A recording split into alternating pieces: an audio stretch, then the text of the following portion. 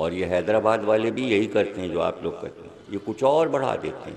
مجلسیں تو بڑھاتے ہیں حیدرآباد والے، ایک اور کام کرتے ہیں، چلیے امام باڑوں کی زیادہ، اب وہاں ہیں 10-20 ہزار امام باڑے، اب یہ دیکھیے، اب یہ دیکھیے، اب یہ، اور کیا کرتے ہیں، جس امام باڑے میں لے کے جا رہے ہیں ٹریفک رکی ہوئی ہے، رک جائیے علامہ جا رہے ہیں، ادھر بھی بسیں رکی ہیں، ادھر بھی ٹریفک رکا ہے، اور عنایت جن کی ڈیوڑی پہ تصویر کھینچ رہی ہے، ٹریفک رکا ہے۔ ارے بھائی حکومت ہے ان لوگوں کی وہاں، عزاداروں کی حیدرآباد۔ کبھی جا کے تو دیکھیے یار، اپنے ملک میں رہتے ہیں، اور میں نے اسی لیے تو ان کو بلایا کہ لکھنؤ کے امام باڑے تو آ کے دیکھو۔ آپ تو اپنے بس جگہ بیٹھے، آپ سمجھتے ہیں لکھنؤ کے آگے کچھ ہے ہی نہیں، تو دوسرے بھی یہی سمجھیں گے حیدرآباد کے آگے کچھ ہے ہی نہیں۔ دیکھیے ہر سال ذرا سا بدل بدل کے کام کیجیے، کبھی حیدرآباد کا محرم کرائے 4 آدمی، کبھی جونپور کا محرم کرائے، کبھی الہ آباد کا محرم، دیکھیے تو ہو کیا رہا ہے دنیا میں۔ وہ بیٹھے ہوئے بس یہاں سے سیدھے یہاں سے نکلے تال کٹورے، تال کٹورے سے یہاں سے نکلے تال کٹورے، یہ کیا ہے؟ بس کیا اتنی عزاداری ہے؟ دیکھیے تو لکھنؤ والوں کی عزاداری پھیلی کہاں تک، یہ کام گیا کہاں تک؟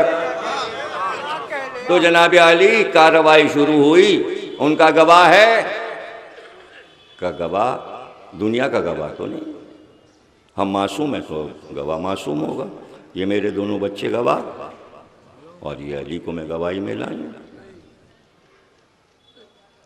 کا یہ تو نصاب شہادت نامکمل ہے، یا 2 مرد ہوں اور یا 4 عورتیں ہوں، کا یہ ام ایمن ہے، کا یہ تو ناکافی ہے، ایک عورت، 4 عورتیں ہونی چاہیے گواہی میں، کہ تم ام ایمن سے بات تو کرو، ام ایمن آگے بڑھے، کہ تم نے رسول اللہ سے اسی منبر پہ یہ حدیث سنی ہے کہ ام ایمن سچی بی بی ہے؟ کہاں سنی، تم سچی بی بی ہو؟ کہ میں جھوٹ تو نہیں بولتی؟ کہ نہیں، کہ تو میں کہتی ہوں فدق فاطمہ کا ہوں۔ پہلے اپنی صداقت کا اقرار کروایا، اب یہ بحث شروع ہو گئی، ان کا بھائی بچے گواہی میں نہیں آتے، قرآن نے کہا بچے گواہی دیتے ہیں، بچوں ہی کی گواہی پہ دین چل رہا ہے، بچوں کی گواہی پہ دین چل رہا ہے۔ ان کا بھائی دامن پکڑ لیا زلیخا نے یوسف کا، ان کا کہاں گواہ تھا؟ عزیز مصر سامنے آ گیا، زلیخا نے کہا اس نے زیادتی کی ہے، یہ غلام، اس کو پکڑو قید خانے میں ڈالو، تو گواہ تو نہیں تھا یوسف کے پاس۔ یوسف گھبرائے، دیکھا تو سامنے زلیخا کے بھائی کا بیٹا ہوا تھا، 7 دن کا تھا، جھولا پڑا ہوا تھا وہیں زلیخا کے حجرے کے سامنے، اس میں بچہ تھا، تو یوسف نے کہا اس بچے سے پوچھ لو، تو عزیز مصر نے کہا یہ بچہ بولے گا؟ کہ پوچھو تو۔ ارے ادھر عزیز مصر بڑا اور ادھر بچہ بولا، کہ عزیز مصر دیکھ لے اگر دامن پیچھے سے پھٹا ہے تو زلیخا خطا کار ہے، دامن آگے سے پھٹا ہے تو یوسف خطا کار ہے، تو دامن تو پیچھے سے پھٹا تھا۔ تو بچے نے گواہی دی اور خاموش ہو گیا، خاموش ہو گیا بچہ، گواہی آ گئی، ہو گئی گواہی۔ 33 برس گزر گئے، اس گواہی کو یوسف مصر کے بادشاہ ہو گئے۔ اب وہ وقت آیا کہ خود اپنا جانشین مقرر کریں، اعلان کریں کہ بیٹے کو اپنا جانشین بنا کے بادشاہ بنانے کا اعلان کریں۔ اللہ نے وحی کی یوسف یہ کام تم نہ کرنا، جانشین نبی کا ہم چنتے ہیں، تمہارا بیٹا جانشین نہیں ہوگا، بیٹا تو ہے، 2 بیٹے ہیں، لیکن جانشین وہ بنے گا کہ جو جنگل میں لکڑیاں کاٹ رہا ہے، وہ جو لکڑ آ رہا ہے اس کو لے آؤ۔ گئے یوسف تو وہ لکڑیاں کاٹا تھا جوان، کہ اس کو پہناؤ لباس شاہی اور اس کا اعلان کرو یہ تمہارا جانشین ہے۔ بنا دیا کہ بھائی یہ جانشین ہے، کپڑے اس کو شاہی پہنا دیے، لکڑہارے کے کپڑے اتار دیے اس جوان کو۔ پوچھا اللہ یہ تو بتا دی ہے کون؟ کہ وہ جب تمہاری گواہی دینے والا کوئی نہیں تھا تو جھولے کے بچے نے گواہی دی تھی، یہی تمہارا جانشین بنے گا جو نبوت کی عصمت کی گواہی۔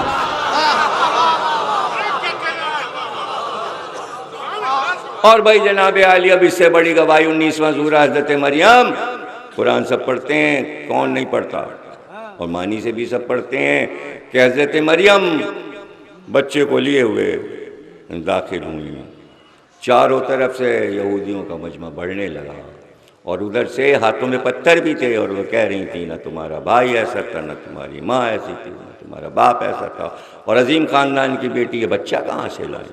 اللہ نے فوراً وحی کی، مریم بولنا نہیں۔ یعنی جب قوم بدبخت ہو جاتی ہے تو اللہ معصومہ سے کہتا اب انہیں منہ نہ لگانا،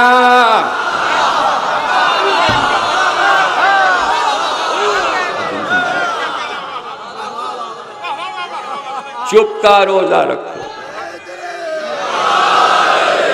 مریم نے کہا میں نے چپ کا روزہ رکھا ہے۔ بنی اسرائیل میں تھا روزہ چپ کا، اب محاورہ ہے، اب بولو تو کیا چپ کا روزہ رکھا ہے؟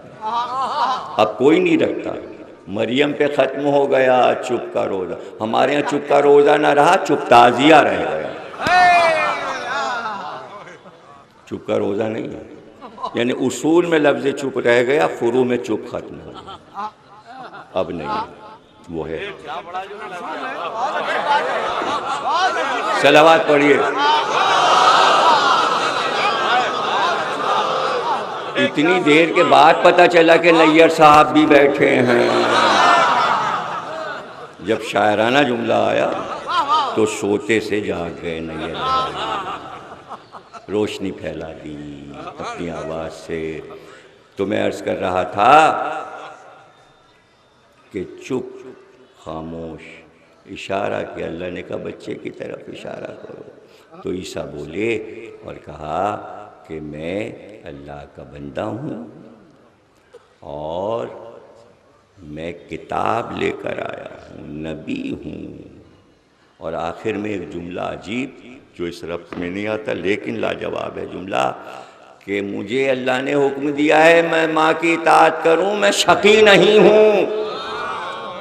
چونکہ ماں بیٹے کا رشتہ تھا تو عظمت بتانی تھی کہ مجھے یہ بھی حکم ملا ہے کہ یہ ماں جس نے تمہارے لیے اتنی دقتیں اٹھائی ہیں، اس کی اتنی اطاعت کرنا، اگر نہیں کرو گے تو پیغمبر ہو کر شقی ہو جاؤ گے۔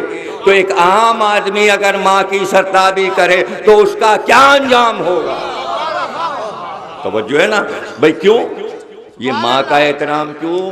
اس لیے کہ ماں کے احترام میں مسئلہ یہ ہے کہ کوئی شریعت، کوئی فقہ، دنیا کی کوئی عدالت ماں کے مسئلے کو چیلنج نہیں کر سکتی۔ اگر ماں یہ کہہ دے دودھ نہیں بخشوں گی، میں نے آنکھ کیا، تو اگر کوئی بیٹا عدالت سے یہ چاہے کہ ماں کے جملے واپس کروا دے تو دنیا کی کوئی عدالت بیٹے کا ساتھ نہیں دے سکتی، اس لیے کہ کائنات ماں کے ساتھ دے گی کہ ماں جو کہہ رہی ہے بس یہی صحیح ہے۔ کوئی عدالت ماں کو غلط نہیں کہہ سکتی، اس لیے اللہ نے کائنات کی آخری عدالت کو ماں اور بیٹے کے درمیان رکھ دیا کہ قیامت تک مسئلہ ماں اور بیٹے کا رہے گا، اس لیے کہ ماں فاطمہ ہے، بیٹا حسین ہے، اور یہ محضر آیا ہے، پوچھا کس سے جا رہا ہے؟ ماں سے۔ ختم ہو گئی تقریر، ماں سے پوچھا جا رہا ہے کیا خیال ہے میرا؟ ماں یہ کہہ دے کہ ہاں مجھے حسین کا ذبیحہ منظور ہے، یہ آسان نہیں ہے۔ ماں سے یہ خبر دینا کہ تیرا لاڈلا بیٹا مارا جائے گا، اور پوچھنے والا، محضر بھیجنے والا پروردگار عالم۔ اور دیکھیے یہ مسئلہ اس وقت پیش ہے جب حسین 4-5 سال کے ہیں، بچپن میں۔ آپ ذرا اور غور کیجئے کہ بچے کی گواہی اور اتنی بڑی گواہی کا وعدہ لیا جا رہا ہے، شہادت یعنی توحید کی گواہی بچے سے، اور اس میں سب انوالو ہیں، نبی بھی، علی بھی، جناب فاطمہ بھی، اور فیصلہ ہو رہا ہے۔ تو اب رسول اللہ پوچھ رہے ہیں حسین سے، ہاں بیٹا کیا خیال ہے تمہارا؟ یہ اللہ کا حکم آیا ہے، گھر لٹانا ہے، بھتیجا بھی مارا جائے گا، بھائی بھی مارا جائے گا، جوان بیٹا بھی، پیاسا رہنا ہے، بھوکا رہنا ہے، پانی بند ہو جائے گا۔ پورا کربلا حسین کو سنایا جا رہا ہے، گویا پہلی مجلس رسول کے گھر میں رسول اللہ خود پڑھ رہے ہیں، 4 افراد سامعین میں، فاطمہ، علی، حسن اور حسین، اور مجلس بھجوائی اللہ نے، یہ پڑھ کے سناؤ، یہ شہادت حسین پڑھی جا رہی ہے۔ اب جو کچھ پوچھ رہے ہیں تو حسین کہتے جا رہے ہیں ہاں نانا منظور، یہ ہے محبت کی معراج نانا اور نواسے کی۔ ہاں نانا، آپ کا پروردگار کہہ رہا ہے مجھے منظور، ہر چیز پر حسین کہہ رہے ہیں نانا یہ منظور، پانی بند ہو جائے گا منظور، گھر چھوڑنا پڑے گا منظور، مسافرت اختیار کرنی پڑے گی منظور، اصحاب مارے جائیں گے منظور، جوان بیٹا مارا جائے گا منظور، برابر کا بھائی مارا جائے گا منظور، بھتیجے کا لاشا پامال ہوگا منظور، بھانجے مارے جائیں گے منظور۔ بھائی اب کیا پڑھوں؟ تو مصائب کیا پڑھوں آپ بتائیے، کیا مصائب پڑھیں؟ حسین خیمے جلیں گے، بہنوں کے سر سے چادر چھینیں گے۔ ابھی تک جو حسین بار بار کہہ رہے تھے منظور منظور، خاموش ہو گئے۔ اس مقام پہ آپ نے کبھی یہ نکتہ نہیں سنوا ہوگا، سن لیجئے اور یاد رکھیے گا، ہمیشہ یاد رکھیے گا کہ یہ جملہ میرا ہے اور بہت عزیز ہے مجھے یہ جملہ، کہ جب تک حسین خاموش رہے کائنات خاموش ہو گئی، کائنات کی ہر شے تھم گئی، اس لیے کہ کائنات کا دار و مدار حسین کی ایک ہاں پر تھا، اور عرش پہ خاموشی ہے۔ تو کون انتظار کر رہا ہے حسین کی ہاں کا؟ پروردگار عالم، کہ حسین کہتے کیا ہیں؟ کہاں انتظار ہے؟ اللہ دیکھ رہا ہے حسین کیا کہیں گے۔ خاموشی تو دیکھیے، دو عالم میں ایک سناٹا ہے، ہر چیز تھم گئی ہے، انتظار ہے حسین ہاں کہیں گے یا نہیں کہیں گے۔ لیکن ہاں اور نہیں کا سوال ہی نہیں پیدا ہوتا۔ ایک تیسری بات حسین نے کہی، نانا یہ سب کب ہوگا؟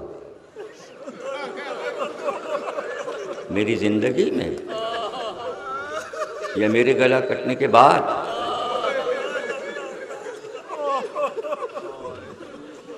اللہ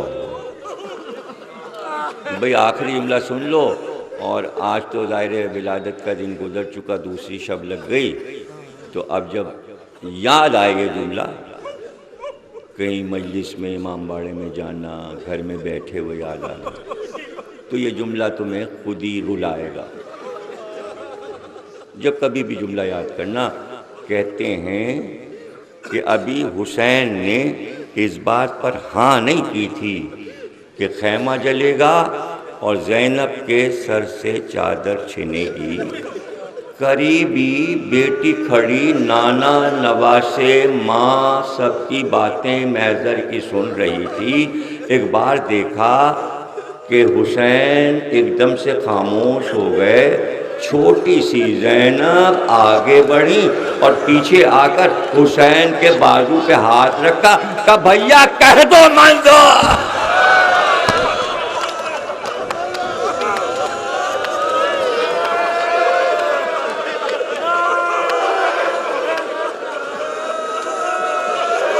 آپ سلامت رہیں، آپ کے گھر سلامت رہیں، آپ کو خوشیاں نصیب ہوں۔ ہندوستان ایک عظیم ملک ہے، اللہ یہاں امن قرار دے اور یہاں کی قومیں آپس میں محبت میں رہیں۔ میں بھی ایک محبت کا پیغام لے کر آیا تھا۔ ہمارا پیغام صرف محبت ہے اور صرف محبت، بس یہ ہے کہ اس محبت میں جب کبھی زینب کا نام آ گیا، ارے تم تو عزادار ہو، کہتے ہیں کہ اماموں میں سے ہر امام میں سے اگر کسی نے امام کے سامنے شہزادی زینب کا نام لے لیا، اتنا گریا کہ غش کر جاتے تھے۔ آیت اللہ شیرازی نے لکھا ہے اور میں پڑھ رہا ہوں، آیت اللہ شیرازی نے لکھا ہے اور میں پڑھ رہا ہوں کہ انہوں نے خواب میں دیکھا کہ امام زمانہ کے سر پہ خاک ہے اور گریا ہے، آنکھ سے آنسو بہہ رہے ہیں، سیاہ لباس، تو یہ قدموں پہ گر پڑے اور امام زمانہ سے پوچھا اتنا گریا، آپ کے سر پہ خاک پڑی ہے، یہ کیا بات ہے؟ کہ تمہیں نہیں معلوم؟ ارے آج میری جدہ زینب کی شہادت کا دن ہے، جس دن یہ دن آتا ہے تو عرش پر اتنا گریا ہوتا ہے کہ فرشتوں کو غش آتا ہے، تو حکم الہی ہوتا ہے مہدی آ کر فرشتوں کو چپ کراؤ، میں عرش سے آ رہا ہوں، آج زینب کی عزاداری۔